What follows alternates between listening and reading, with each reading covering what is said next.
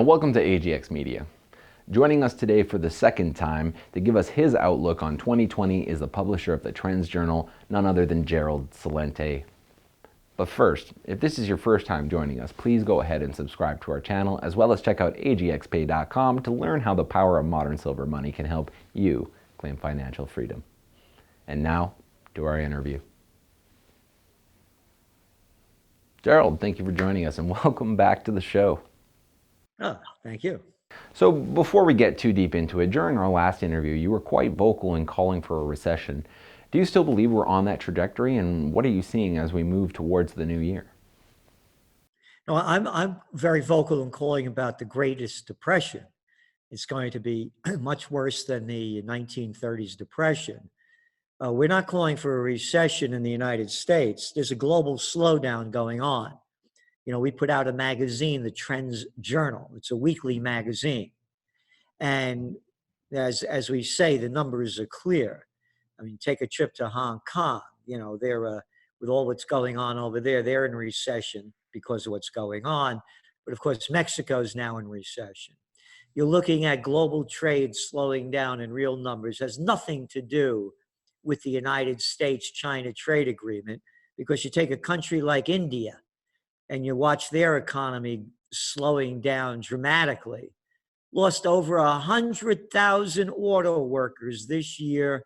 Auto sales down 25% plus year to date.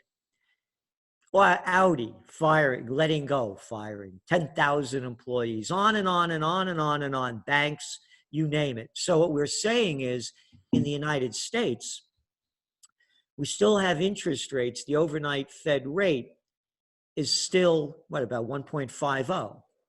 So they have room to lower it. They don't have room to lower it in other countries. So you're seeing the other countries collapsing first. The United States, we believe that by this time next year, we're going to have negative to zero interest rate policy. They're going to do everything they can to prop up the economy prior to the 2020 presidential reality show that people call Election Day. Okay, so that being said, what are you seeing in the precious metals market? During our last interview, you mentioned you saw the potential for gold to hit 2,000. Do you still feel this is possible in the near term? And what about silver? The tracking trends is the understanding of where we are, how we got here, and where we're going. So you base your forecasts on the how we got here. We changed the forecast because there was a new how we got here that didn't exist before. And that is, since September 17th, the Federal Reserve and the banksters have dumped in about $3.5 trillion into the overnight repo markets. The repo markets are the places where the gamblers go to get their money to bet. This is unprecedented. So what's happened is it's artificially again propped up the equity markets. When I talked about it, this repo thing wasn't going on to the levels. It's nothing's like nothing. $3.5 trillion since September 17th into the overnight markets. So this changes the game.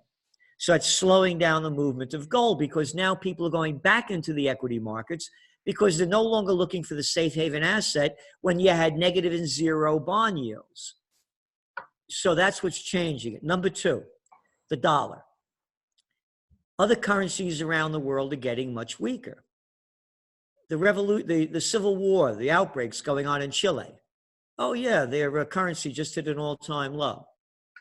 Brazil, currency at an all-time low. Argentina, you name the country. Where they have their inflation rate only went up 37% this year. Could any of these people afford to buy gold? Could any other countries where you're seeing the currencies declining strongly against the dollar buy gold? They can't buy anything. So that's what really makes the difference. So you have to watch these things because the game changes. So as long as the dollar maintains its strength, that's going to be a negative on gold and silver. However, the dollar had maintained its strength And gold was going up sharply until the repo game changed. So there's all these different things that you have to look at as they keep going. Again, people would say to me, you call that you said that things were going to crash terribly in 2012. You're right, I did. They didn't teach me about zero and negative interest rate policy or quantitative easing in Economics 101 or graduate school. So they're making up new stuff to keep the game going, and that's what changes your forecasts. Now, as a trends forecaster, give us an example of what you think we can expect in 2020. What areas do you think have the most potential for the coming year? Oh, well, we're coming out with our top 2020 trends in just a couple of days. One of them is, to look at, and it ties into what we're talking about, and that's why I'm bringing this one up. There was a thing called the New World Order. This is a New World Disorder. I've been in this business now, it's going almost 40 years. 40 years. It's a long time. Never have I seen what's going on now. Chile, Colombia, Peru, Argentina, Venezuela, Ecuador, Lebanon, Hong Kong, France, Spain, Algeria, Sudan, Guinea, all over the country, all over the world. People have had it. They're rising up against the inequality and the loss of freedoms. Another very important point, all these places I mentioned where there are demonstrations, uprisings, civil wars, Hong Kong, no leader. They're leaderless, independent. This is very important because it's shaping a new future. So those are the kind of things we look at. So what we're very looking at, because this is going to affect the global economy in so many ways, are these uprisings and civil wars and revolutions taking place. I mentioned you're looking at the currencies declining as these countries get deeper into political and socio-economic turmoil.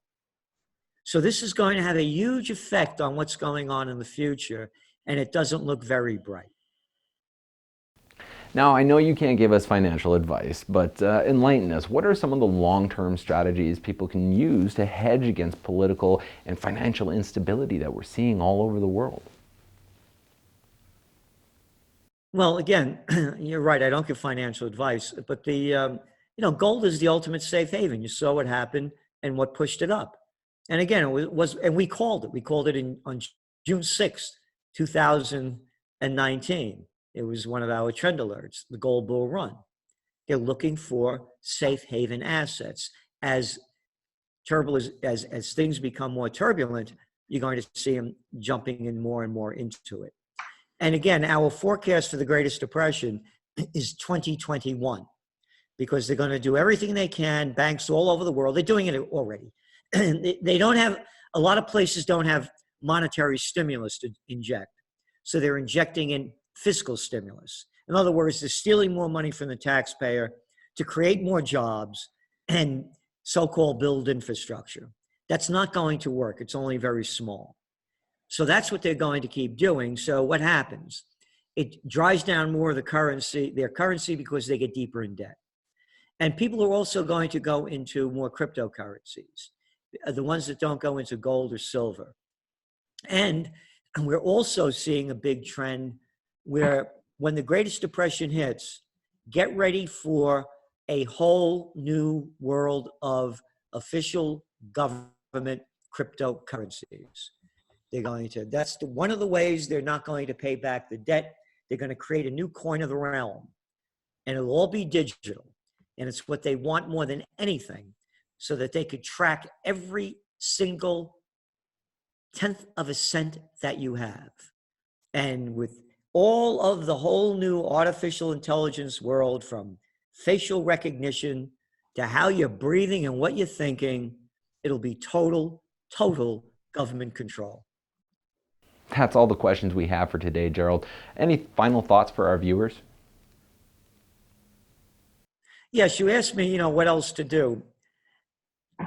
The best thing to do, as I see it, is to get in the best shape you can, physically, emotionally, and spiritually. Game's over, fight's on, you better fight. Because this is going to be a fight for survival in so many different ways. So you have to be the best that you can be, not to go down and to win. And the other thing is that stay tuned to what's going on around the world. People are reading much less. The reading scores in America, they just came out with it, they're diving. And now with the whole handheld, it's a whole new world. So people aren't observing enough data to really understand what's going on. And by the way, that's what we do with the Trends Journal, the weekly. We provide what's going on, what it means, and where it's going. And knowledge is power, and that's what people are going to need to thrive and survive in what's coming ahead. Thank you so much for joining us, and take care. Thank you. That's all we have for today's interview with the publisher of the Trends Journal, Gerald Celente. So glad that you guys could join us. And as always, if this is your first time, please go ahead and subscribe to our channel, as well as check out agxpay.com to learn how the power of modern silver money can help you claim financial freedom. And this is AGXM, and take care.